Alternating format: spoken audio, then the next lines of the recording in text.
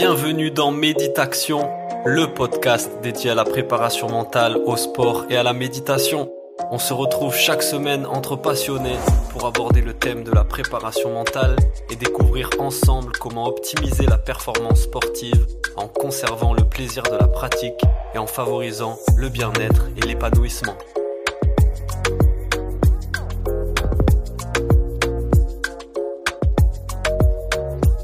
C'est parti, bienvenue sur le podcast Méditation, le podcast dédié au sport, à la préparation mentale et à la méditation. On se retrouve pour un nouvel épisode avec Anthony Mette, le boss, le goth de la préparation mentale. Il est psychologue du sport, il est préparateur mental, il est aussi auteur, formateur, entrepreneur. Il a une carrière très riche et très étoffée dans le domaine. Salut Anthony, comment ça va? Ça va très bien et toi? Bah écoute, ça va, super, merci d'être là. C'est un honneur de te recevoir dans ce podcast. Tu as une expérience unique dans ce domaine, donc j'ai préparé plein de questions. Je suis assez curieux d'en savoir plus sur ton approche et ta vie.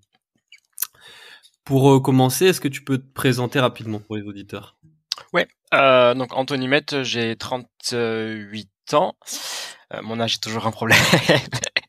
38 ans, je suis docteur en psychologie de formation. Je fais plusieurs choses au quotidien parce que j'aime bien mélanger les choses et faire plein de trucs en même temps. Donc je suis encore un petit peu psy préparateur mental. Je dis encore un peu parce que je l'ai été beaucoup pendant 10 ans où j'avais 25-30 consultes par semaine et maintenant j'ai réduit à 5-6 par an. Donc c'est 5-6 clients par an, donc c'est vraiment beaucoup moins.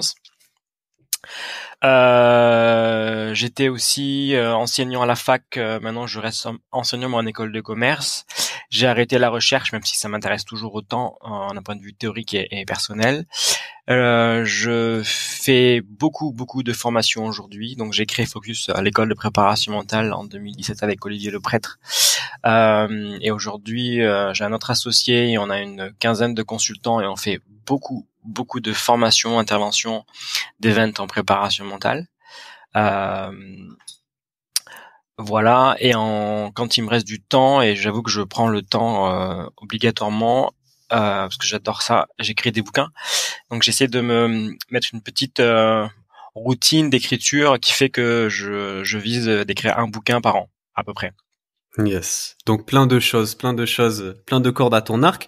Mais est-ce que tu peux revenir un peu plus en détail sur ton parcours concernant la préparation mentale? Comment t'en es arrivé à exercer ce métier-là? J'y suis arrivé, je pense, pour deux raisons. Après, on se refait tous un peu notre histoire, mais je pense qu'il y a deux raisons dans mon parcours qui m'ont amené à faire ça. La première, c'était que j'étais sportif. Enfin, pour vraiment reprendre la genèse du truc, j'étais un gamin très bon à l'école, mais très stressé. Par les notes, tout ça, par le fait d'être toujours numéro 1 en classe, pour moi c'était une obligation. Donc très stressé. Et puis un jour mes parents ont vu un médecin généraliste, un vieux médecin de famille là, de village là, qui était en fait de très bons conseils, qui leur a dit que je devrais faire du sport. Et mes parents m'ont mis au judo, ce qui a été un peu mon sport révélation, le judo, où j'étais entre le terrain et l'ange sur le tatami, toujours aussi stressé, mais c'était pour moi un énorme défouloir en fait, et j'ai compris quand même que le stress de la compétition, des combats, tout ça jouait énormément sur déjà le plaisir tout simplement à pratiquer le sport et puis aussi à performer. Donc j'avais ce profil-là vraiment de quelqu'un de très sensible, très lucide aussi, mais trop, donc avec un problème de gestion. Et j'étais aussi un complément fan de sport à la télévision. Donc je regardais absolument tous les dimanches tout ce qu'il y avait sur France 2, France 3. Stade 2, quoi. Stade 2, Roland Garros au mois de mai avec tous les matchs qui t'as raté l'école. Le Tour de France l'été. Ouais, Tour de France moi j'avoue, mais le reste vraiment j'étais vraiment fan de beaucoup de sport. Et je voyais dans certains yeux, dans certains moments sportifs, que les gars en fait flippaient. Ou qu'ils avaient quelque chose qui faisait que, en tous les cas, ils perdaient un peu leur concentration et qu'ils étaient en mode contre-performance, tu vois, parce qu'il y avait trop d'émotions. Et je me suis dit, quand du coup, j'ai eu 18-19 ans, que je commençais à approcher du bac, que comme tout le monde, je savais pas quoi faire et que c'était un peu le bordel dans ma tête. Je voulais faire plein de trucs, je voulais faire Sciences Po, les Beaux-Arts, psycho, STAPS, enfin, des trucs vraiment très différents, et j'ai fait du lien entre psycho et STAPS. Et je me suis dit, je vais être psy du sport. Bam. Voilà. Et cette espèce d'idée-là, elle est restée fixe pendant tout mon parcours de psycho. C'est ce qui m'a aidé à tenir le coup parce que franchement, je n'ai pas apprécié beaucoup mes études de psycho, pour le dire poliment. Et puis en plus j'ai fait plein de trucs à côté en complément, mais bon, j'ai réussi qu'à maintenir le coup jusqu'au bout. J'ai eu de la chance. J'ai eu aussi des bonnes rencontres qui m'ont aidé vraiment dans mon parcours et puis le chemin, la fin du chemin arrivant, ça s'est bien passé et c'est voilà la suite logique en fait, mais c'est quand même aussi une suite de chances, de hasards, de rencontres et d'événements positifs. Et un peu de travail, mais franchement, j'avoue que j'ai pas travaillé beaucoup quand j'étais étudiant. Yes, c'est marrant, moi c'est en étant enfant, c'est mon impulsivité et mon hyperactivité qui ont amené mes parents à m'inscrire au judo aussi pour essayer de canaliser tout ça. Et commençons par le commencement. Tu parles souvent de l'importance de commencer un travail de préparation mentale en définissant le profil psychologique d'un sportif. Pourquoi c'est si important de commencer par ça? Parce que par exemple, pour toi et pour moi, on a deux profils différents qui vont avoir beaucoup de ressemblances, je pense, sans te connaître vraiment, mais quand même différents, qui font que si je veux que le travail marche, bon avec moi, je vais pas m'auto entraîner, mais avec toi en tous les cas, si je veux que ça marche pour toi, il va falloir que j'adapte mes outils à ton profil. Mon objectif quand j'étais vraiment préparateur mental psycho, c'était que sur 100 personnes que je voyais, je veux que les 100 personnes, elles repartent de mon cabinet contentes et plus équilibrées et en meilleure forme psychologique. Et pour que j'arrive à ça, il faut que j'adapte ma façon d'être des fois, ma façon de parler, de me comporter aussi un petit peu, mais surtout ma façon de travailler avec eux par rapport à leur profil. Et si j'applique juste une façon de faire que je considère être la bonne ou la meilleure ou celle qui a marché pour moi, en me disant elle marchera pour tout le monde, je vais dans le mur. Elle marchera pour en gros 70% des gens, 80%, mais ce qui m'intéresse souvent, c'est les 20% qui est à côté en fait.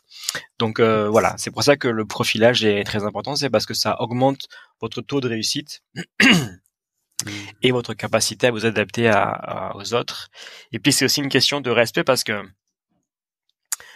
la connaissance de soi, c'est vraiment l'étape 1 de tout travail d'entraînement psycho, que ce soit dans une démarche psychothérapeutique ou purement d'entraînement mental de performance. Et la connaissance de soi, elle passe par la connaissance de son profil. Aujourd'hui, on est en 2022, on parle beaucoup de TDAH, d'HPI, machin, tout ça, tous ces trucs qui sont hyper intéressants, qui étaient des notions qui étaient totalement inconnus ou critiqués il y a quelques années encore. Et aujourd'hui, on sait que c'est des éléments centraux de la personnalité et des profils. Et si on n'a pas la connaissance de ça théorique et les outils pour le repérer chez tel ou tel patient client, on perd des choses. Donc ça sert à la fois au préparateur mental à adapter ses outils, mais cette phase-là aussi, elle sert au sportif à avoir plus de lucidité sur son profil et qui il est et sa personnalité. Exactement. Et c'est à partir de... Ouais. C'est ce que heureusement on fait de plus en plus à l'école aujourd'hui, parce que on se rend bien compte que l'école n'est pas adaptée à tous les gamins, que l'école française en tous les cas, en plus je suis assez, comment dirais-je, moi qui ai vécu à l'étranger, je connais d'autres systèmes scolaires en fait, donc je sais qu'il y a d'autres pédagogies, d'autres façons d'être à l'école. En France, on est vraiment sur un système classique où les enfants qui brillent sont les enfants qui sont concentrés, sages et qui mémorisent. Voilà. Mais quand tu es un gamin qui n'aime pas rester en place sur une chaise plus d'un quart d'heure, quand tu es un gamin qui a des 10 quelque chose, dyspraxie, ce que tu veux, etc. Quand tu es un gamin qui va trop vite, t'es forcément dehors des clous, tu vois. Donc aujourd'hui à l'école, on apprend vraiment à définir un peu mieux et à repérer les gamins qui ont comme ça des profils un peu atypiques. Et nous, on fait ça, mais encore en plus abouti dans une démarche d'entraînement mental. Yes. On va commencer à parler après des différents outils et techniques que toi tu utilises en tant que préparateur mental. Mais juste avant, toi, qu'est-ce qui te semble indispensable, à part cette première phase de profilage là, après ça, qu'est-ce qui te semble indispensable pour un bon travail de préparation mentale? C'est d'avoir un protocole. Alors, sans être trop critique, parce que je sais que c'est des débats sans fin entre praticiens, tout ça, mais moi je suis assez euh,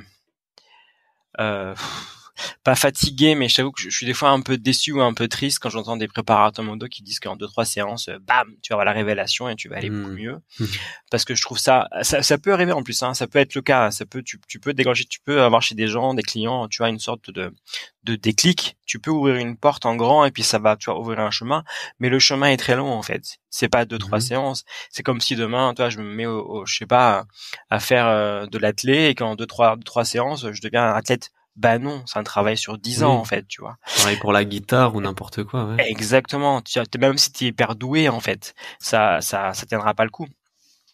Et bien mentalement, je pense que c'est la même chose. Si on veut vraiment s'entraîner mentalement, si on veut vraiment trouver son équilibre durable dans le temps, si on veut vraiment trouver ses super pouvoirs, ce en quoi on est bon, ce en quoi on s'accomplit, si on veut vraiment trouver un équilibre dans son rapport à la performance, aux autres, à l'altruisme, tout ça, bah ça prend beaucoup de temps. C'est un vrai travail de fond, de labeur, parce qu'on ne change pas comme ça des comportements et des caractéristiques, on va dire, qui souvent sont génétiques ou biologiques.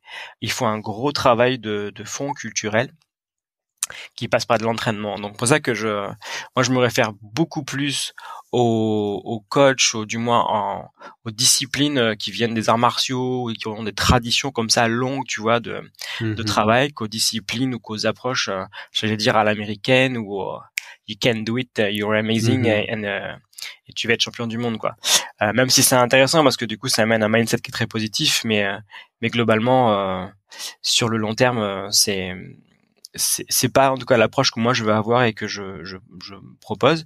Donc il faut un protocole pour éviter de faire n'importe quoi, pour éviter d'aller trop vite, pour éviter de faire croire aux gens que ils ont trouvé la vérité vraie et que je ne sais quoi.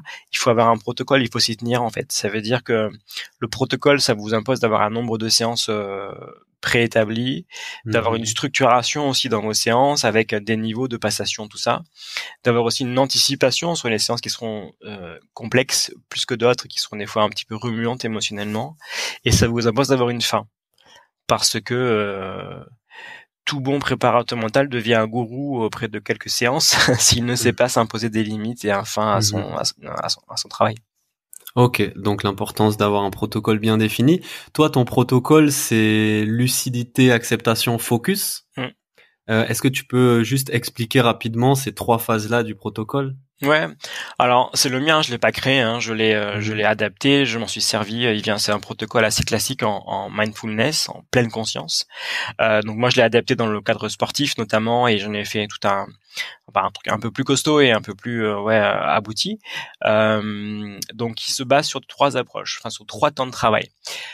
Une étape de lucidité où le principe est d'être le plus lucide possible sur mon ressenti émotionnel, mes pensées, sur qui je suis globalement et sur mes caractéristiques psycho, même des fois physiques. Donc lucide, donc c'est la connaissance de soi poussée à l'extrême, ce qui dans un protocole en préparation mentale dure 5-6 séances, mais qui en vrai dans la vie dure 40 ans, tu vois. Donc c'est de l'introspection. Voilà, donc c'est quasiment sans fin. En plus, quand on change et qu'on évolue tout le temps, ben évidemment, il faut tout le temps adapter son logiciel.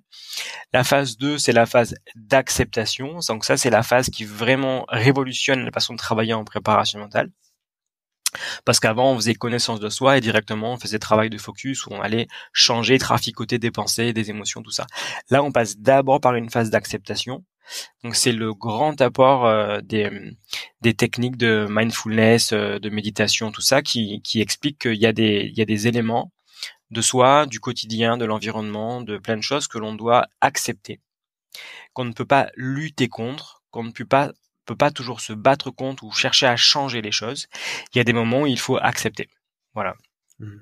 Donc ça veut dire accepter qui l'on est, accepter ses défauts, accepter ses qualités, accepter la défaite, la victoire, qui est meilleur que soi, accepter de se faire mal, accepter tout ça, accepter la mort aussi en grande partie. Et quand j'ai accepté, quand mon cerveau de chimpanzé intelligent a remis là-dedans un petit peu d'ordre, eh bien déjà je me sens franchement libéré, je te promets. Quand tu passes l'étape avec les clients et les patients, ils gagnent 3 points de stress et de zénitude, mais c'est incroyable, vraiment. Et ils te le disent, ça se ressent sur eux physiquement, sur le visage, ça se voit. C'est assez dingue, vraiment. Et donc après, il y a l'étape 3. Et l'étape 3, c'est l'étape de focus. Donc là, on va être dans la focalisation de l'attention. Et on va être dans ce qu'on faisait de façon classique avant en préparation mentale, avec des techniques d'imagerie mentale, des techniques de psychologie positive. On va focaliser vraiment des points précis dans ce que l'on veut faire. Enfin voilà, c'est des choses assez classiques en fait qui sont, je dirais, pas forcément originales en préparation mentale, mais qui par contre sont assez créatives et qui évoluent beaucoup en fonction des connaissances scientifiques, mais aussi des pratiques et des besoins de chaque athlète. Yes. Donc, lucidité, acceptation, focus. Voilà le protocole. Au sein de ce protocole, tu utilises un outil qui est la méditation. J'aimerais qu'on en parle. Tu revendiques même l'utilisation de la méditation, toi, dans la préparation mentale du sportif. Je voulais te demander pourquoi ça te semble si important de l'intégrer à ce travail-là, quels effets tu as pu constater toi sur la performance des sportifs et un peu comment ça marche, comment la méditation en fait elle peut booster la performance. Ça serait l'objet de 4 podcasts tout ça en fait. Très sincèrement, je ne vois pas comment aujourd'hui on peut travailler en préparation mentale sans passer par la méditation ou sans des techniques, en tous les cas, de travail attentionnel, qui peuvent se rapprocher des fois de l'hypnose ou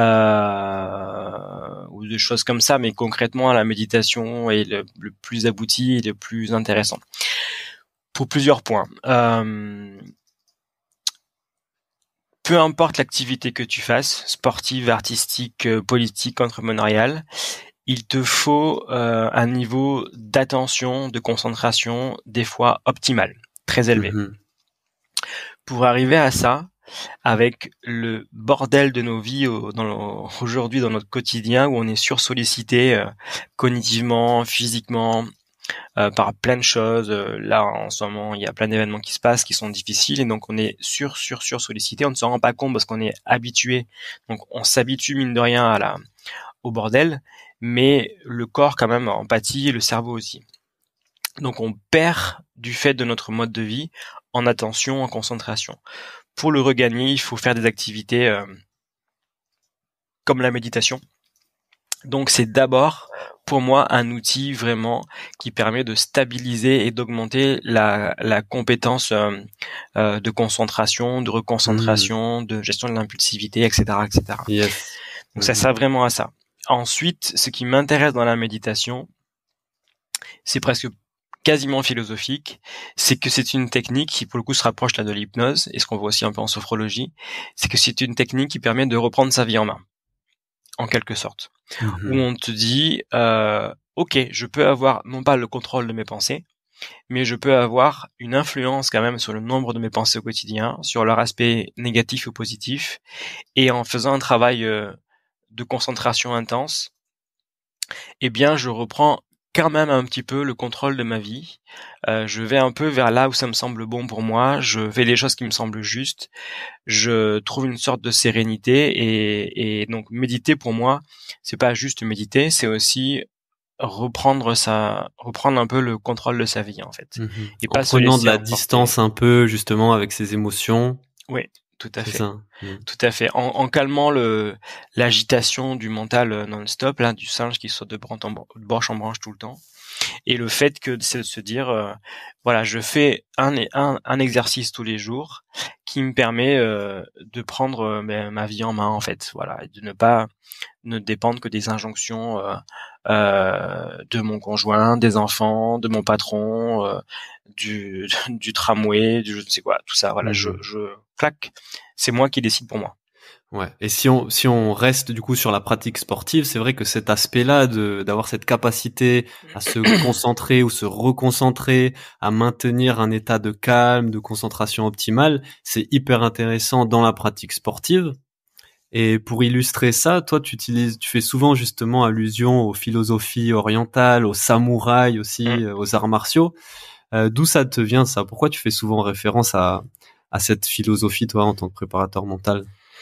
C'est une bonne question. En fait, c'est assez compliqué de te répondre parce que quand j'étais en thèse, quand j'étais thésard, j'avais eu un gros débat avec mon dire de thèse parce que moi je voulais faire une thèse qui alliait la psychologie évidemment parce que bon c'était mon domaine quand même de travail, la psychologie mais aussi l'histoire, l'anthropologie, la socio, plein de choses, tu vois. Une approche holistique comme on dit. Exactement. Donc je me nourris en fait de plein de savoirs que des fois d'ailleurs je transforme un peu ou que je mets dans ma boîte pour que ça rentre dans ma boîte, mais en tous les cas je me nourris de tout ça. Ce qui est très contradictoire avec la façon de faire de la recherche aujourd'hui. On est vraiment dans un domaine, un spécialiste, et on n'est pas éparpillé dans différents domaines. Donc moi, je me nourris de tout ça. Et en me nourrissant de tout ça, je me suis quand même rendu compte que, de ce que j'en sais en tous les cas en termes de connaissances, c'est vraiment les cultures asiatiques qui, pour moi, viennent vraiment des sports de combat, qui ressemblent le plus à ce que je veux faire et que j'aime faire. C'est même pas forcément les bouddhistes, parce que les bouddhistes ont vraiment comme objectif de vie l'altruisme et la bienveillance et Dieu, quoi qu'on en dise. Donc je le comprends, mais c'est pas mon objectif personnel. Moi, mon but est plutôt quand même axé sur la réussite et l'accomplissement de soi, qui passera en partie par de la bienveillance, mais aussi beaucoup par de la performance et du bien-être au quotidien. Yes. Voilà. Donc ceux qui ont compris ça, pour moi, le mieux, ce sont, alors pas les samouraïs qui eux vraiment étaient soumis à l'autorité, non pas du roi, mais de leur seigneur, absolument, et qui c'était vraiment dans une dynamique de combat, mais vraiment tu retrouves quand même dans les arts martiaux actuels et mix ce mélange là, où quand même chez les Japonais tu fais du combat, t'apprends à tirer à l'arc, tu fais de la calligraphie, tu vois. En fait, tu mélanges les arts, donc l'aspect émotionnel, tu vas mélanger la culture avec la performance un peu sportive, le relâchement, le détachement, tout ça. Toutes les vertus aussi de, je sais pas, de patience, toutes les vertus martiales qui sont véhiculées par ces arts martiaux-là aussi. Exactement. Et ce qui m'intéresse, c'est ça, c'était cette espèce d'assemblage et d'être humain, non pas parfait, mais qui est très complet en tous les cas, et qui n'est pas que spirituel, ou pas qu'un corps, ou pas qu'une tête. Donc c'est pas qu'un philosophe, c'est pas non plus qu'un athlète qui fait du sprint, et c'est pas non plus qu'un je sais pas quoi, un peintre, ou tu vois. C'est un peintre qui est sculpté et qui fait attention à ses pensées, qui n'est pas non plus en train de virer schizophrène. Quand on parle de ces philosophies orientales, moi ça me fait penser au yoga aussi.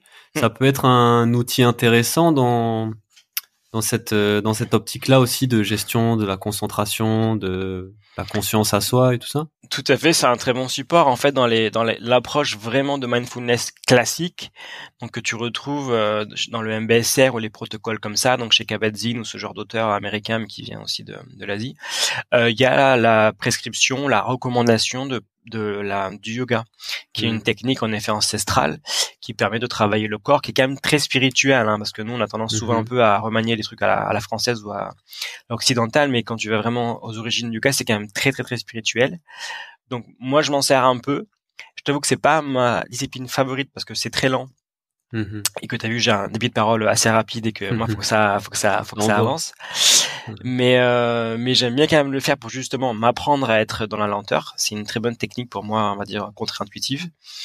Mais c'est super. Ce sont des techniques vraiment pertinentes. Ce sont des très bons supports à une multitude d'activités autour et de ce qu'on peut faire. Yes. Donc, dans le cadre de ton travail de préparateur mental, tu peux orienter des sportifs que tu accompagnes vers le yoga, vers des arts martiaux pour leur apporter ces choses-là qu'on a dit qui leur manqueraient peut-être. Ouais. Un des éléments aussi que j'allais dire que je vends, c'est un peu exagéré, mais que je mets en avant tout le temps en formation pour les préparateurs mentaux de demain, ceux qu'on forme à la préparation mentale, c'est que il faut pas travailler seul. Un programme de préparation mentale qui marche, c'est un programme qu'on peut faire soi, mais dans lequel on va intégrer d'autres collaborateurs, d'autres praticiens. Et toi, par exemple, moi, je n'ai aucune formation officielle, aucun diplôme en préparation physique ou en entraînement. Et je sais que des fois, dans le protocole que je mets en place, avec certains profils, il faut qu'ils fassent du sport. ou du mouvement, pour employer un terme plus large. Et donc, je les renvoie vers des collègues qui font de la boxe, du jiu-jitsu, qui font de l'équitation. Des fois, c'est hyper intéressant, qui font juste de la préparation physique. Tout ça parce que ça sera des éléments complémentaires à ce que moi je fais. Et même en approche mentale pure, il y a des fois où j'atteins mes limites un peu et je pourrais les dépasser, mais je ne veux pas. Donc, je propose aux clients patients d'aller voir d'autres spécialistes qui ont une approche un peu plus traumato que la mienne, un peu plus clinique ou un peu plus des fois neurocognitive, etc. parce que ça va être des compléments à ce que moi je fais en fait. Voilà. Yes, ouais, génial. Toi, ton rôle aussi, c'est de repérer les axes d'amélioration, les points à travailler et d'orienter le sportif en conséquence. Tout à fait, tout à fait. Toujours pour améliorer sa performance derrière, c'est ça qu'on recherche. Exactement. Et performance qui va advenir et qui va rester si on trouve un équilibre dans son quotidien et dans son bien-être en général en fait. C'est pour ça que on peut pas avoir que des spécialistes, on va dire, de la perf. Il faut des mecs qui soient aussi spécialistes dans le bien-être, dans la santé, l'alimentation, le sommeil, tout ça pour vraiment trouver un équilibre quasi parfait. Ouais, ça c'est quelque chose que tu mets en avant et que tu défends vachement aussi, c'est que OK, on recherche la performance mais toujours en équilibre avec le bien-être et l'épanouissement du sportif. Mais t'as pas le choix en fait. Enfin, t'as pas le choix. Tout dépend comment tu te positionnes. Je vais te donner des exemples très précis pour vraiment être, j'espère bien compris. Si tu suis un footballeur professionnel ou un rugbyman pro ou un tennisman, sa carrière ça va durer 15 ans, 20 ans max. On peut pas performer pendant 15 ans, 20 ans en étant malheureux. Et c'est impossible. Oui. Impossible. Maintenant, tu suis un mec qui fait les JO dans 4 ans. Tu sais qu'à 20 ans, 24 ans, il va arrêter. Bon, il peut performer, faire un JO de foot, tu vois, puis après, il fera autre chose. Donc, tu te dis, bon, là, on a visé vraiment la performance à fond, comme des bourrins, et ça a marché. Il est pas en super forme après les JO, mais on va faire un autre travail, parce qu'on va maintenant se consacrer à autre chose. Tout dépend de comment tu te positionnes et la temporalité aussi, hein. Oui, si tu as une vision long-termiste, de performer pendant longtemps et de rester au niveau pendant longtemps, forcément, le bien-être, il va être très important. Exactement. Parce que c'est là qu'est l'équilibre. J'avais une question sur l'ego aussi, c'est quelque chose dont tu parles beaucoup, tu as même écrit un livre là-dessus. Qu'est-ce que tu peux nous en dire, l'ego, l'influence que l'ego a sur le mental et donc sur la performance? Est-ce que c'est lié au lâcher-prise, par exemple? L'acceptation. Toi, c'est quelque chose, tu travailles dans la phase d'acceptation, par exemple, plutôt? Tout le temps. Ouais. Il y a deux trois termes que j'aime pas définir, c'est les émotions, la personnalité et l'ego, parce que ce sont des termes que l'on comprend tous intuitivement, mais qui mélangent plein de concepts, plein de théories, plein d'approches biomédicales, psycho, quasiment religieuses pour l'ego. Donc c'est compliqué.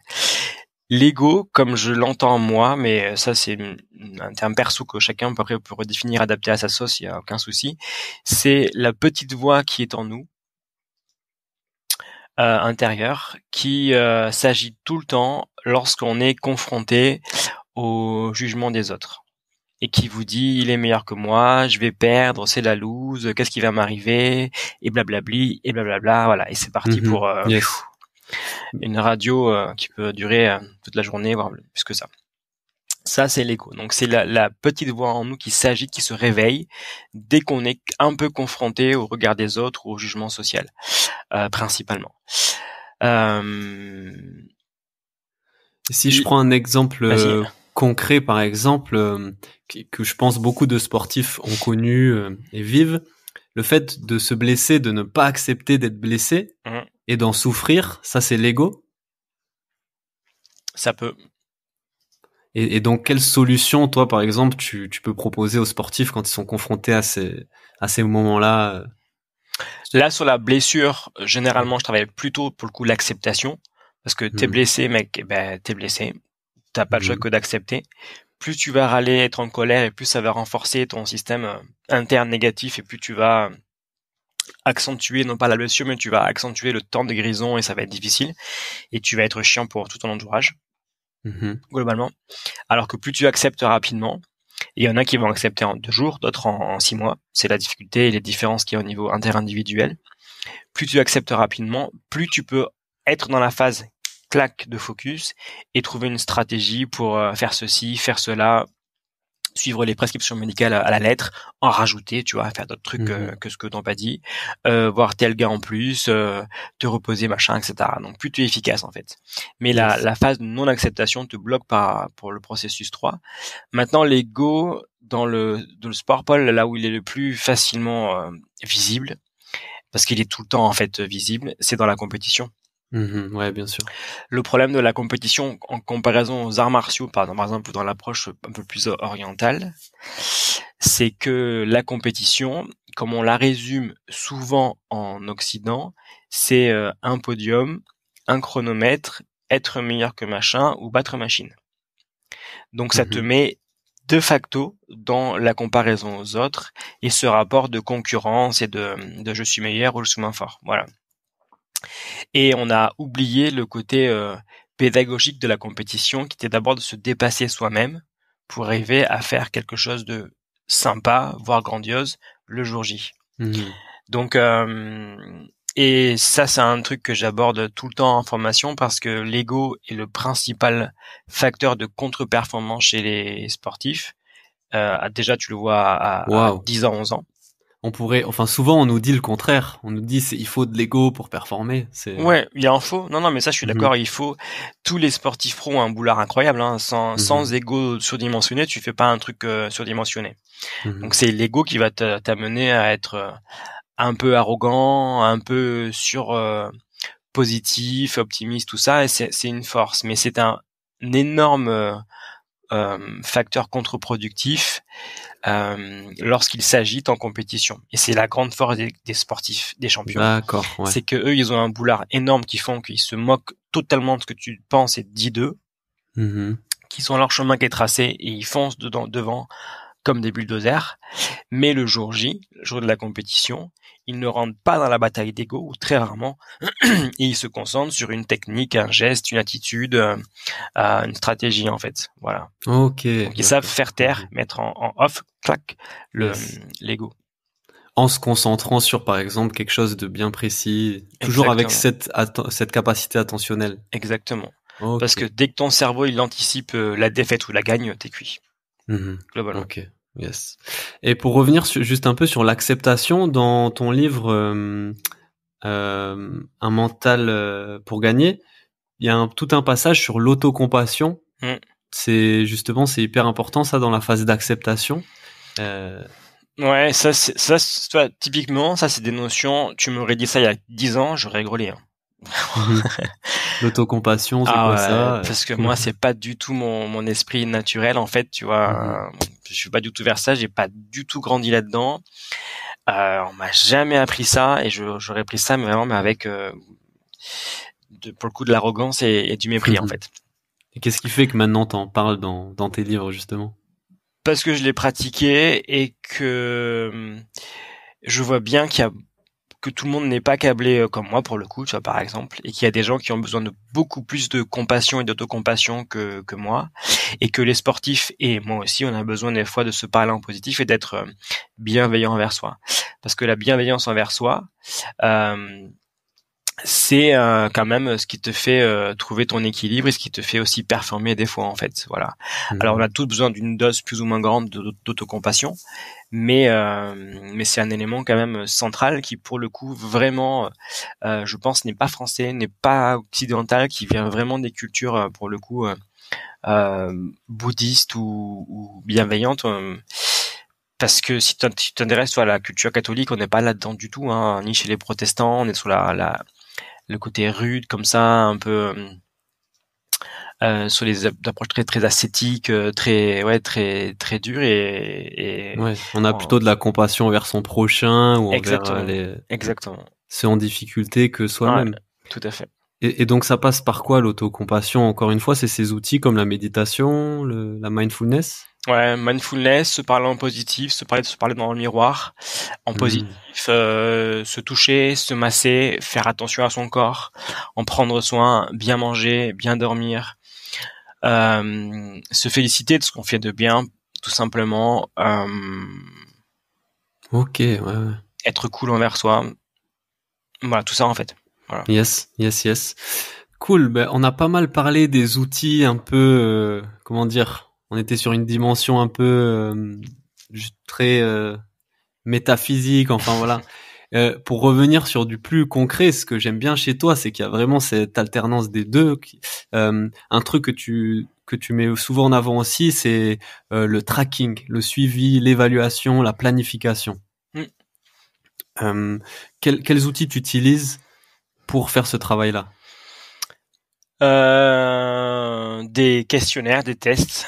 Pour moi, c'est obligatoire aussi. En fait, quand j'ai commencé en psychologie, moi, j'étais choqué de voir comment la psychologie était déjà à mon époque. C'était en début année 2000. J'étais en 2003, je crois, à la fac de psycho quand j'ai commencé. Était déjà très scientifique et on faisait plus de stats que de psycho comme je l'imaginais à l'époque, en fait, tu vois.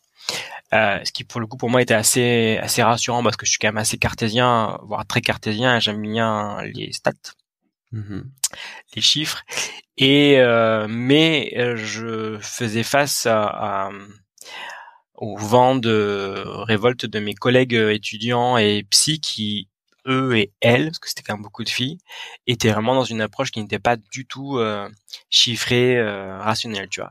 Et c'est, je pense, un des problèmes qu'on a les psys, c'est que pour que l'on se fasse comprendre du grand public, ou des gens qui sont en tous les cas beaucoup moins sur l'introspection et sur la connaissance de soi et tous ces trucs là comme ça un peu littéraires ou un peu ésotériques, il faut passer par les chiffres et par des éléments de preuve rationnelle. Et donc, moi, naturellement, et pour être convaincant, j'ai créé plein d'outils comme ça, on va dire, qui ont une démarche, en tous les cas, rationnelle. Donc, t'as vu dans les bouquins, je mets des chiffres partout, il y a des couleurs, des tableaux, des tableaux, etc. Tout est quasiment chiffré et chiffrable en psycho. Donc, moi, je vais là-dedans à fond. Donc, j'utilise beaucoup de questionnaires au départ, parce que ça montre l'état, le niveau que tu as le jour J où on démarre. Et ce qui m'intéresse, c'est l'évolution. On va le retester ton niveau à toi au bout de 7-8 séances. Et on le retestera au bout de 10-15 séances pour voir l'évolution.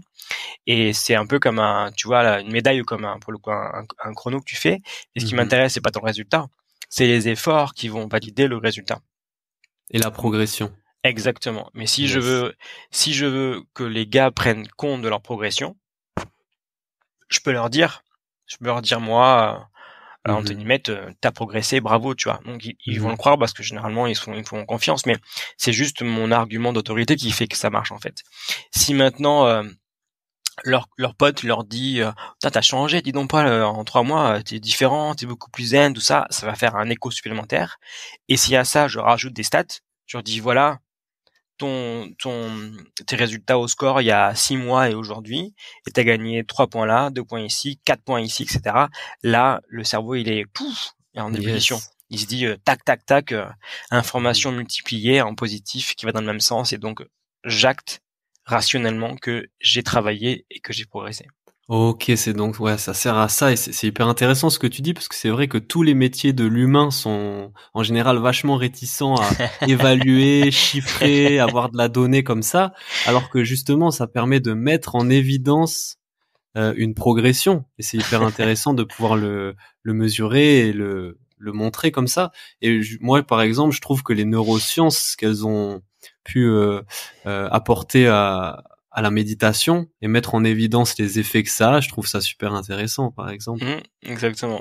Même si on peut le ressentir soi-même, on peut, comme tu dis, se le dire entre proches, voilà, là, il y a une mesure, on peut même le montrer, le prouver scientifiquement au final. Il y a un truc fiable. Ouais. Je riais parce que tu parlais comme un éducateur avec ton travail sur l'humain, tout ça. Et comme j'étais en psycho, j'ai croisé évidemment plein de gens qui étaient dans cette démarche-là, qui étaient éducateurs, spé, machin et tout ça. Et on a eu ces débats-là pendant je ne sais combien de soirées avec eux sur le fait qu'on ne pouvait pas mesurer l'humain, ce qui pour moi est une hérésie parce qu'évidemment on peut mesurer l'humain en fait, mais il faut juste vouloir. C'est une question aussi de volonté, de lancer le truc quoi. Et mais si on peut tout mesurer, il y a aucun souci. Il faut voir à quoi ça sert. Dans un travail de préparation mentale, ça nous sert réellement à mesurer la progression que peut faire le sportif. Donc c'est ça aussi, il y a une finalité derrière quoi. Une autre question sur la préparation mentale. Toi, tu as eu des expériences à l'étranger, notamment avec l'équipe de foot de Guinée pendant la dernière CAN, une équipe de rugby ukrainienne aussi, je crois. Du coup, je voulais te demander comment la dimension interculturelle, elle s'intègre dans ton travail de préparation mentale, parce qu'en fonction de notre culture, on peut être plus ou moins pudique, plus ou moins expressif, religieux ou même mystique. Donc, quelle influence ça a et comment toi tu gères ce paramètre du coup? C'est un énorme paramètre. Pareil, c'est une question qui pourrait durer 3 podcasts, Paul, parce que moi, j'ai commencé vraiment à travailler en préparation mentale en Allemagne, parce que j'étais là-bas étudiant Erasmus et je suis resté 1 an en plus, et donc j'ai commencé à travailler là-bas avec des footeux, tout ça sur le terrain en Allemagne, qui était une approche, on va dire, quand même assez similaire à la nôtre, mais un peu plus froide émotionnellement et très cartésienne quand même. On dit souvent que c'est des robots, les footballeurs allemands. Ouais. Ils ont un peu ce profil-là quand même. Ils sont un peu plus froids que nous. Hein. Quoi, ils sont moins chauds dans le rapport humain, moins tactiles, beaucoup plus tranquilles, aussi posés que nous, et ils ont un rapport un peu plus distancié aux choses que nous, je trouve. Bon, aller un peu vite, c'est pas des raccourcis, mais c'est globalement ça se passe comme ça. Après, donc j'ai eu la chance d'aller de travailler à l'UBB, au club de rugby à Bègle, et là j'ai croisé des joueurs d'à peu près tous les pays du monde. Et quand tu as une équipe, alors je parle d'un point de vue managérial, quand tu dois gérer une équipe avec des Français, des Landes, du Nord ou de je ne sais où, avec des Espagnols, avec des anglophones, mais du Royaume-Uni ou d'Afrique du Sud ou des d'Australie, Polynésiens, des Polynésiens, absolument, des mecs de cité aussi qui débarquent maintenant dans le rugby, etc. Des Géorgiens, des Roumains, c'est un truc de fou, vraiment, mais un truc de fou. Personne ne se comprend. Ils disent tous oui, mais ils comprennent rien. Et ils ont tous des croyances et des trucs qui font que c'est très compliqué. Donc, en préparation mentale pure, moi j'en ai suivi quelques-uns. Il y a des pays où tu peux presque pas travailler avec eux. En fait, il y a des cultures, par exemple, tu as des cultures des pays de l'Est, genre la Géorgie, la Roumanie, tout ça. Ton travail de préparation mentale avec moi, moi avec eux en tous les cas, c'était juste d'être proche d'eux, tu vois. Qu'ils sachent que je suis là s'il y a besoin. Je réponds à leurs questions et pas plus. Parce qu'ils sont pas dans la demande de travailler mentalement, d'aller plus loin. Pour eux culturellement, c'est pas la logique, quoi. Des Fidjiens, c'est très compliqué parce qu'ils sont souvent en détresse. Le choc culturel est énorme, quoi, quand ils arrivent ici. Ouais, il est énorme. Il est tellement que pendant un temps, je me suis dit, si je reste encore longtemps dans le rugby, je pense, partir 1 an au Fidji ou au moins 6 mois pour m'approprier la culture locale, en fait. Carrément, pour après pouvoir décrypter peut-être. Vraiment, c'est quasi obligé. Parce que sans ça, en fait, sans faire l'effort d'aller chez eux, de s'intéresser à eux, et surtout sans comprendre vraiment leur code, qui en fait sont plein de croyances tribales, tout ça, religieuses, mystiques, tout, tu comprends pas les gars, en fait. Donc avec eux, on fait un travail qui est juste de la prévention ou de la veille. Après les néo-Z, tout ça, australiens, alors ouais, tu peux tout faire, ils sont intéressés partout, ils sont ultra rodés à ça, limite ils t'apprennent des choses, tu vois. Donc là, j'ai vraiment découvert ça en Ukraine, à l'UBB. En Ukraine, c'était encore autre chose, que c'était un pays, c'était juste avant la guerre, là, il y a 1 an. C'était déjà en guerre, mais c'était pas comme ça. Eux, ils sont intéressés parce que ils sont quand même très européens dans la logique. Ils parlent assez bien anglais. Ils sont ouverts à l'Europe occidentale, même s'ils sont plus proches des Polonais et de la Hongrie géographiquement et culturellement que de nous, mais ils sont quand même très ouverts, et surtout les jeunes sont en demande toujours de nouveautés, quoi. Donc tu peux travailler avec eux, c'est pas facile, mais ils ont un énorme respect en plus pour ce qu'on fait en France, parce qu'en France on a un sport qui est quand même très structuré, tu vois, en termes de formation, d'encadrement, et donc ils sont vraiment en demande de comment on s'entraîne chez nous, qu'est-ce qu'on fait, etc. Et en fait ils sont très bons, hein. Enfin, ils sont pas tous très bons, parce que j'ai vu là-bas des coachs. Je pense qu'ils font ça en France, ils sont virés au bout d'1 heure, en fait, tu vois. Mais il y en a qui sont très créatifs, parce qu'ils sont connectés sur tous les réseaux sociaux, et puis ils prennent tout ce qu'il y a sur les vidéos, les machins, ils sont, tu vois, des jeunes, quoi. Et après, donc, j'ai eu la chance d'aller en Guinée, enfin, de suivre l'équipe de Guinée. Au Cameroun, c'est ça? Ouais, c'est pour la CAN, donc 2022. Donc on a fait, je suis arrivé en Guinée, on a passé là-bas une semaine en Guinée à Conakry. Après on est parti au Rwanda en stage pendant, je crois, 10 ou 12 jours. Et après on est parti au Cameroun. Donc j'ai fait 3 pays d'Afrique et donc j'ai suivi la Guinée là-bas. C'était dingue, vraiment dingue. Pour te le faire simple, j'ai dû m'adapter énormément à eux plus que ce que je pensais, parce que c'est quand même des cultures qui sont extrêmement, où la religion est extrêmement présente. L'islam, pour le coup, pour eux en grande majorité, et beaucoup de ce qu'ils font est toujours en référence à Allah. D'accord, ouais. Donc avant les entraînements, ils prient après les entraînements. Il y a pas de douche en commun. Dès qu'ils marquent un but, c'est grâce à Dieu. Tu leur demandes s'ils sont préparés pour le match, Inch'Allah. Enfin, Dieu est partout, tu vois. Et même quand tu parles avec eux d'un point de vue vraiment très très personnel, que tu vas vraiment, tu vas travailler. Là en ce moment, j'ai un joueur notamment qui est sénégalais en suivi d'origine, qui est très très bon, un foot qui est très très bon. On fait un gros travail de préparation mentale. Il est culturellement, il est au carrefour, tu vois, entre les Européens et les Africains, parce qu'il a la double culture. Ouais. Mais il a encore quand même la présence très forte de Dieu, et donc il te dit je vais réussir, mais c'est extra grâce à Dieu, tu vois. Ce qui, pour ma tête de rationnel pur, est des fois un peu compliqué à assimiler, mais en fait il faut faire avec ça. C'est leur croyance, perception, et même s'ils s'entraînent durement, qu'ils se font mal, machin, etc., Dieu est toujours là. Voilà. Yes. Donc il faut qu'on adapte notre fonctionnement à ça. Ouais, c'est super intéressant. Finalement, la dimension interculturelle prend plusieurs formes. Ça peut être gérer la diversité culturelle, gérer le choc culturel, le décryptage d'une autre culture et tout ça. Mais moi, par exemple, quand tu parles des Fidjiens ou des Guinéens, je pense aussi à la dimension individuelle et collective. J'ai l'impression que c'est des cultures qui sont vachement plus sur la dimension collective. Donc, est-ce qu'un travail de préparation mentale individuelle, ça marche? Ou ça a son intérêt pour eux, tu vois? Sur quelle culture particulièrement? Par exemple, les Fidjiens, les cultures mélanésiennes et tout ça, la communauté, elle a une place hyper importante dans leur vie. Ils sont beaucoup moins individualistes que les Européens, par exemple, je trouve. Oui, c'est sûr. C'est sûr. Tu sais, quand tu les interroges vraiment sur la motivation à venir jouer ici, en fait, c'est pas pour le club, hein. C'est pour l'argent, principalement. Ouais. Parce que l'argent va aider la famille, tous les frères et sœurs, voire tout un village, etc. Ouais. Voilà.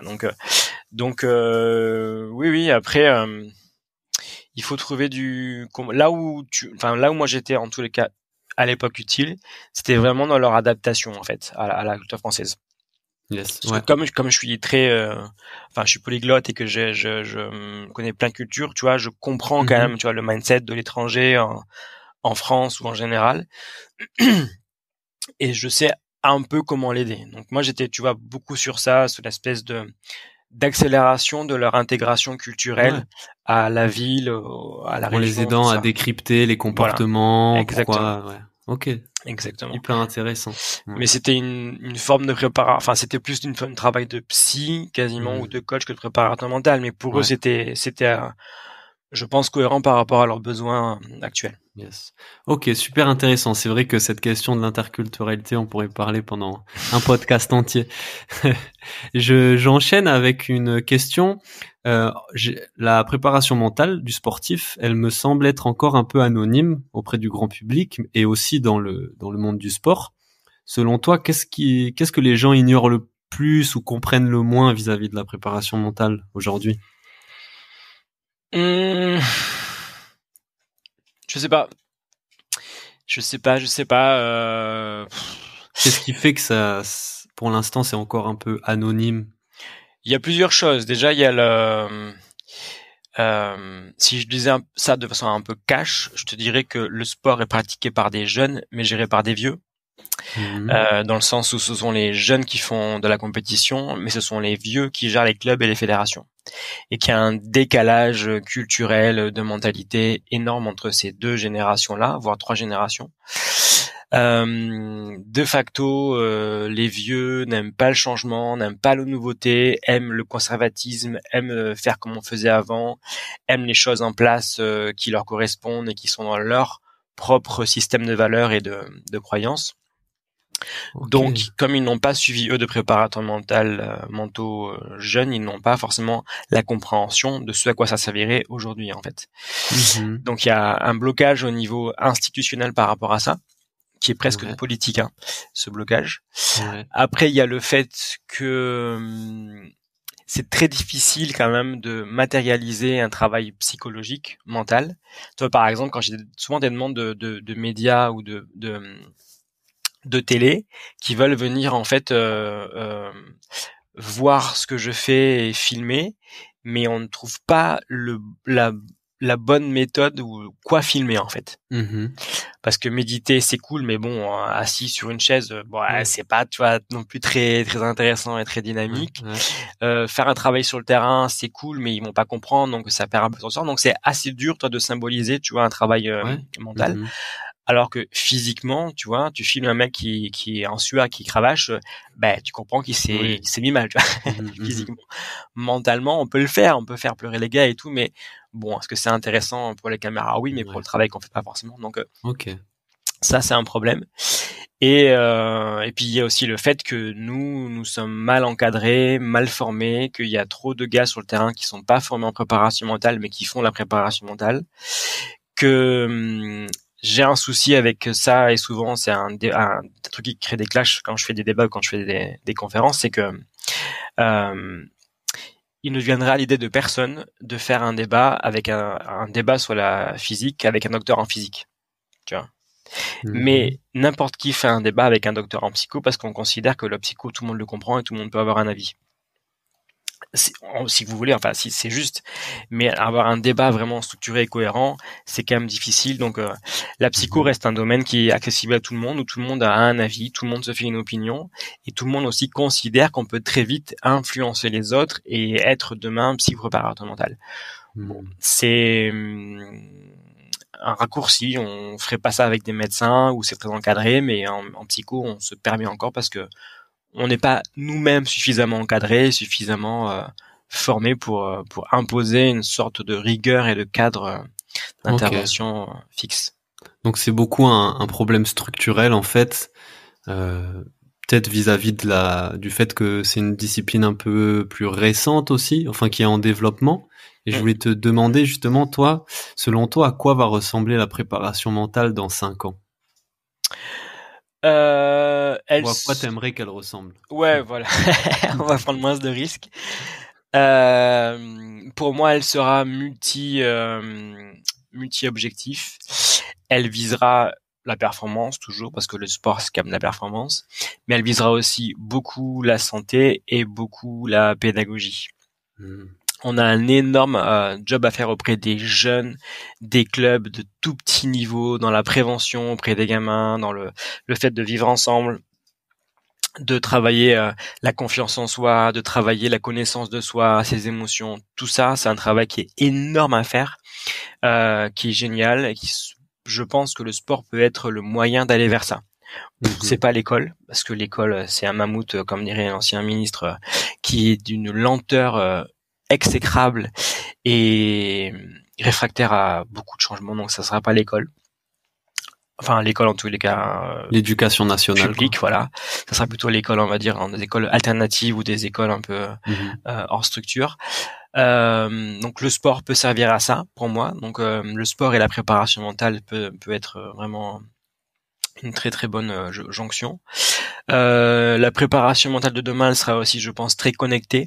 On utilise de plus en plus d'outils connectés, de gadgets, tout ça, assez sophistiqué. Moi, je suis un grand fan de casques de méditation, de casques d'imagerie mentale, de réalité virtuelle. C'est intéressant. C'est souvent du décorum, hein, c'est souvent des gadgets, mais qui rendent du coup le travail beaucoup plus ludique, concret et sympa. Ouais. Et ça, c'est les grands axes que je vois. Est-ce que la préparation mentale de demain sera plus collective? Je ne suis pas sûr, parce que je trouve quand même que les managers, entraîneurs de clubs aiment bien gérer leur groupe et travailler à la cohésion eux-mêmes. Ils le font souvent très mal, mais bon, ils aiment faire ça. Donc ils sont très hostiles au fait de déléguer des moments de cohésion à des préparateurs mentaux, même si vraiment on pourrait apporter là-dessus beaucoup de choses. Et la préparation mentale de demain, elle se fera aussi dans la transmission, parce que je pense que les entraîneurs ont à gagner énormément à se former à ça, de même que les préparateurs physiques et tous les intervenants dans les clubs sportifs à un niveau pro ou amateur. Ok, super, un bel avenir en perspective alors. Quelle a été ta plus grande surprise dans ta carrière de préparateur mental? Ma plus grande surprise? Alors là, un moment où tu t'es dit waouh, là je m'attendais pas à ça, que ça soit en positif ou en négatif, ou tu vois.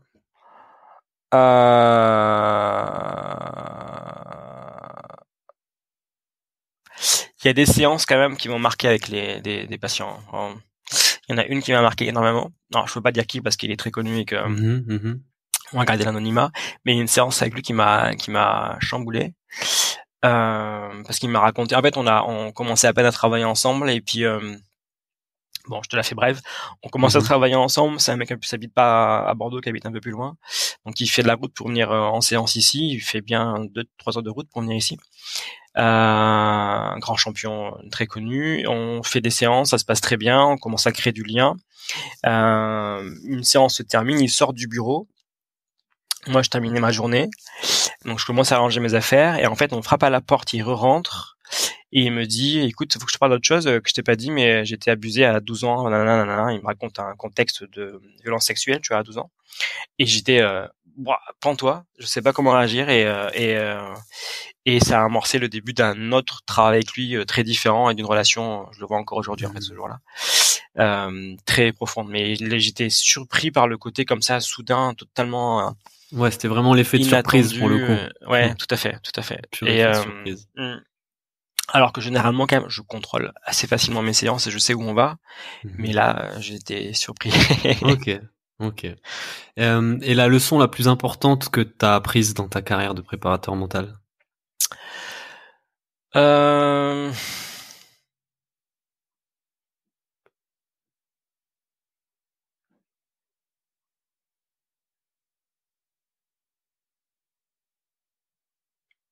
Il y en a quand même plusieurs pour moi. Je te dirais déjà le fait qu'on doit apprendre à ne pas se mettre trop en avant.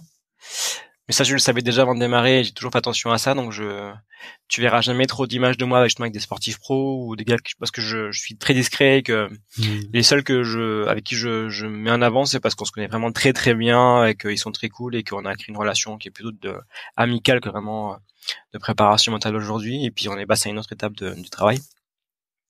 Donc, moi, c'est de pas se mettre en avant plus que les sportifs. C'est toujours eux qui font le job.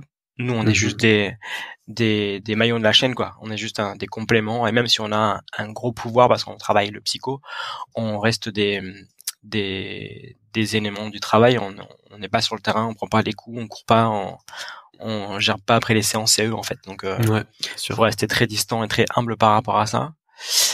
Le fait aussi que je me rends compte aujourd'hui, ça je te le dis avec mon âge avançant, que j'ai souvent pensé quand j'étais jeune qu'en fait il fallait avoir beaucoup d'expérience pour être bon, pour être un bon préparateur mental, et qu'aujourd'hui je pense que c'est peut-être pas tout à fait le cas.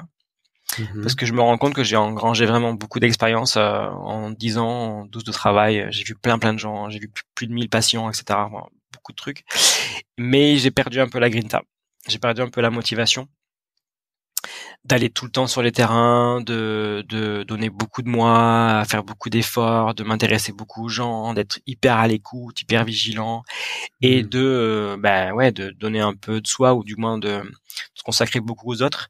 J'ai perdu ça avec le temps, tu vois. Alors j'ai beau être aujourd'hui avoir plein de connaissances, plein de théories, plein de bouquins, tout ça.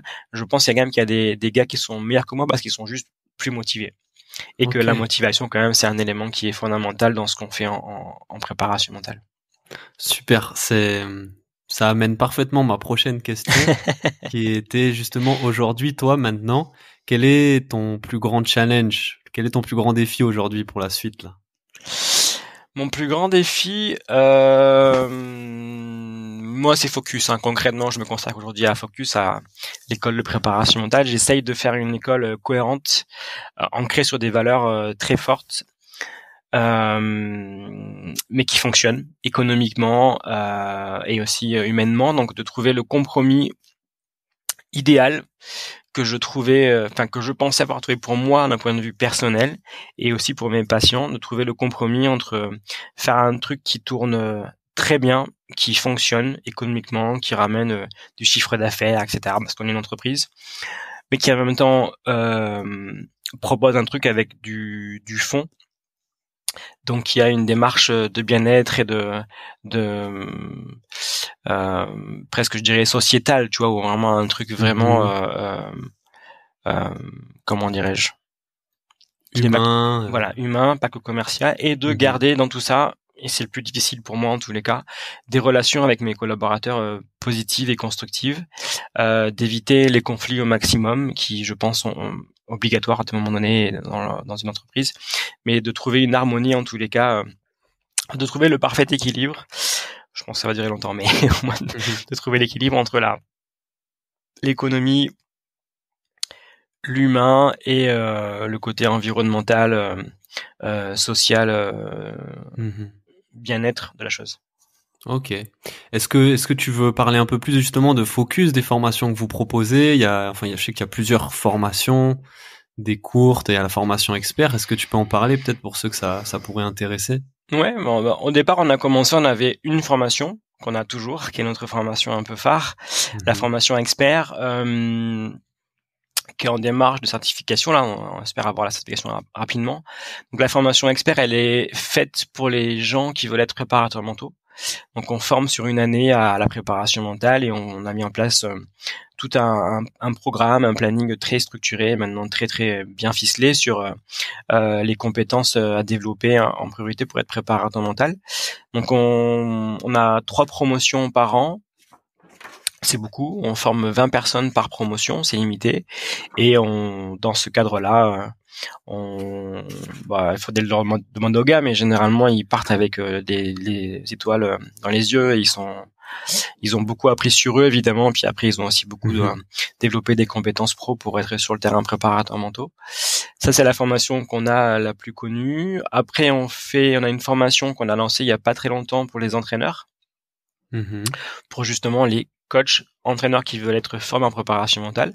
Alors là, on ne fera pas d'eux des préparateurs mentaux, mais on postule faire d'eux des entraîneurs formés en préparation mentale.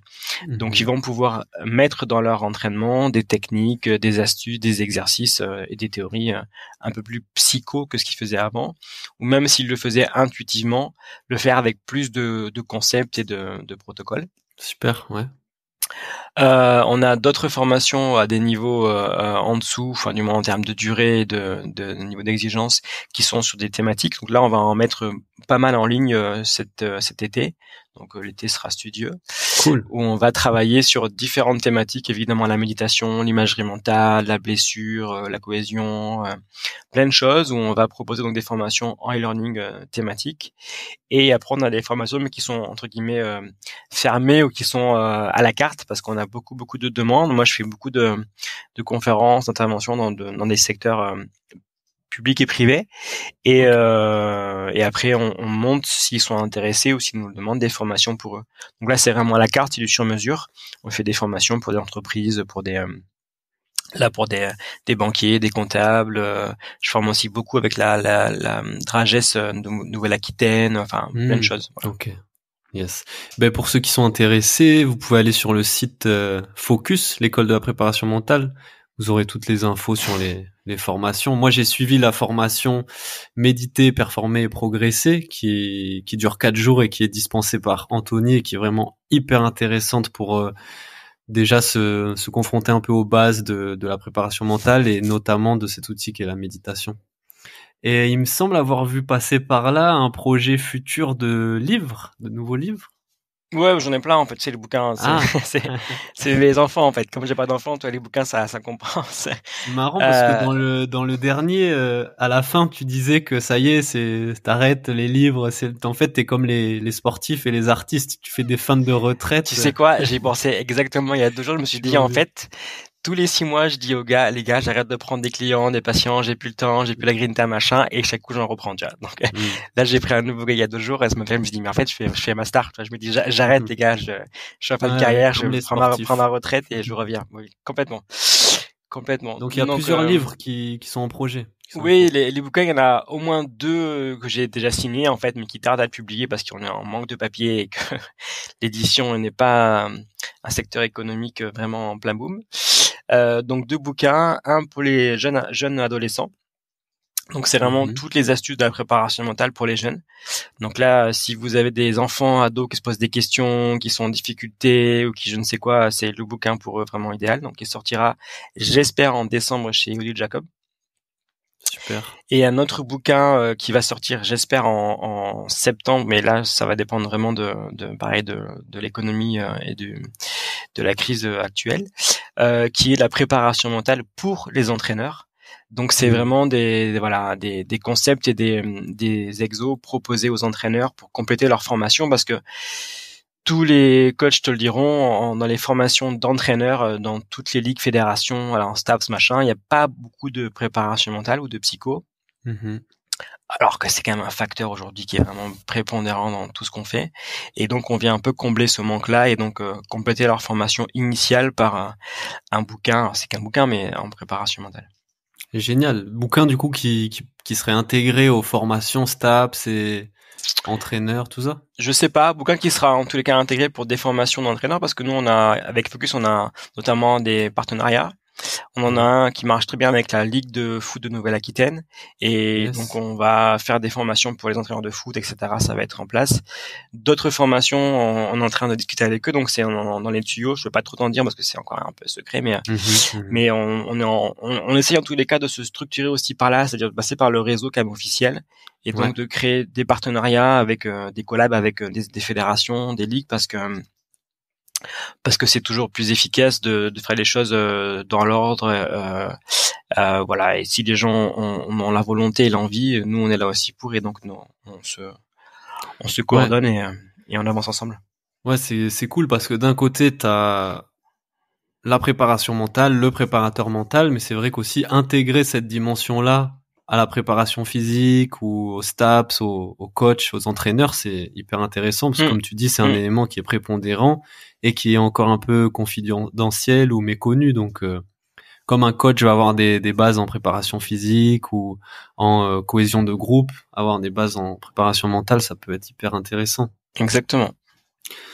Avant de terminer, 3 petites questions que je pose à tous les invités. La première, c'est un livre que tu aurais à nous recommander. Il y en a un que je conseille tout le temps. C'est mon bouquin vraiment de conseils de préparation mentale. C'est Le Guerrier Pacifique de Dan Millman. J'adore ce bouquin en fait. Mon rêve, c'est de faire ce bouquin-là à la française. Tu vois, j'adorerais faire une version actuelle française. Je n'ai pas le talent de romancier, mais j'adorerais faire ça. Donc c'était un livre, c'est une sorte de roman initiatique, donc assez comme ça, assez spirituel, assez mystique, mais cool quoi. Donc il y a en fait dedans il y a tout.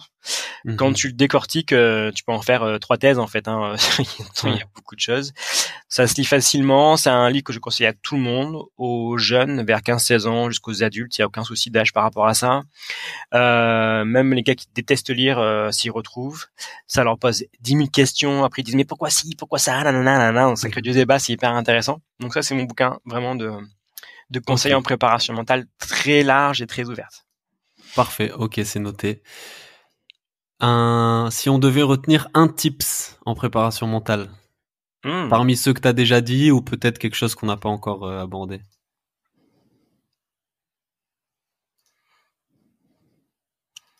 Je te dirais méditer, mais c'est un peu simplé, j'en conviens. Mais pour moi, c'est l'acte vraiment fondateur, parce que comme il demande de la répétition et de la rigueur, il fait que ton cerveau rentre dans une autre dimension quand tu commences à méditer régulièrement. Yes, ben voilà, chers amis sportifs, vous allez chercher le guerrier pacifique, vous vous mettez à méditer et c'est parti. Et dernière petite question, un invité que tu pourrais me recommander pour le podcast? Pour parler sport, préparation mentale. Sport, préparation mentale? Écoute, il y a un gars que j'adorais rencontrer, que j'ai jamais rencontré alors qu'on se croise tout le temps indirectement, c'est Christophe André, le psychiatre. Parce que il est déjà génial humainement, je trouve. J'adore ce qu'il écrit, ce qu'il fait, comment il parle, tout ça. Il est tranquille, il est lent, il est calme, il est serein. Enfin, vraiment, il est, je trouve, exemplaire et vraiment hyper intéressant. Et il est sportif de base. Il faisait beaucoup de rugby, il a fait de la moto, tout ça.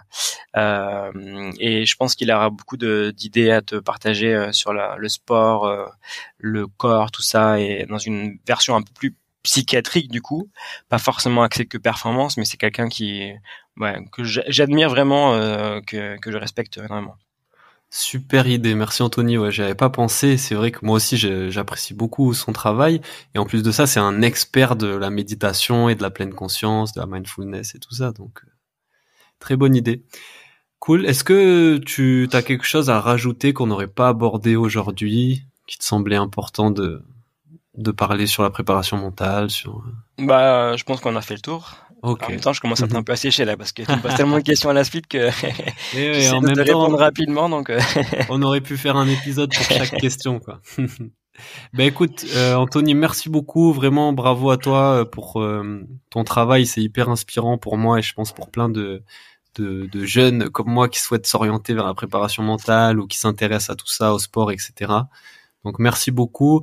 On peut te retrouver sur Instagram, sur le site Focus. Ouais, sur Insta, je suis pas un grand communicant, hein, je suis assez discret tout ça. Mais sur Insta, et je pense que le mieux c'est sur LinkedIn. C'est mon compte qui est le plus à jour et où je publie le plus de choses dessus. Ou mon site web, mais le LinkedIn c'est celui qui est le plus en vue. Ok, parfait. Ben écoute, merci beaucoup Tony. On arrive à la fin du podcast. Merci d'avoir répondu à toutes mes questions. Et à la prochaine. Merci Paul, ciao. Salut, ciao.